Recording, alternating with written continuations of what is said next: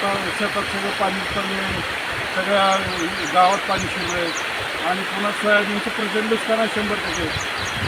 त्याच्यामुळे सरकारने जर तातडीने पंचनामे करावी ही विनंती आहे लोकांवरची आणि बघण्याचा किंवा कोण तहसीलदार तलाठी असेल त्याला काढावा अशी विनंती आहे आमची. असा पाऊस किती वर्षांनंतर या रोडवर पाणी आलेलं आहे? ही साहेब 3 वर्षानंतर आता झाले.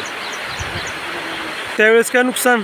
त्यावेळेस नुकसान झाले, पंचनामे केले, मिळाले मदत. ह्यावेळेस आता प्रचंड पाऊस पहिले सुरू झाला आहे. सगळे सोयाबीनमध्ये 100% पाणी आहे. गोगाव नांदुर्गा रस्त्यावर सतत पावसामुळे आलेल्या पाण्यामुळे दळणवळणाचा मार्ग कसा अडथळा निर्माण झाला हे आपण पाहू शकता. बोला सर. रात्री 11 पासून बंद आहे नांदुर्गा गोगाव रस्ता.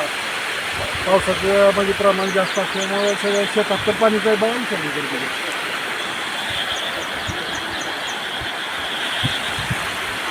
आव्हानाला विचार का बघा जास्त पाऊस झाला. बर, अजून काय तुमचं म्हणणं?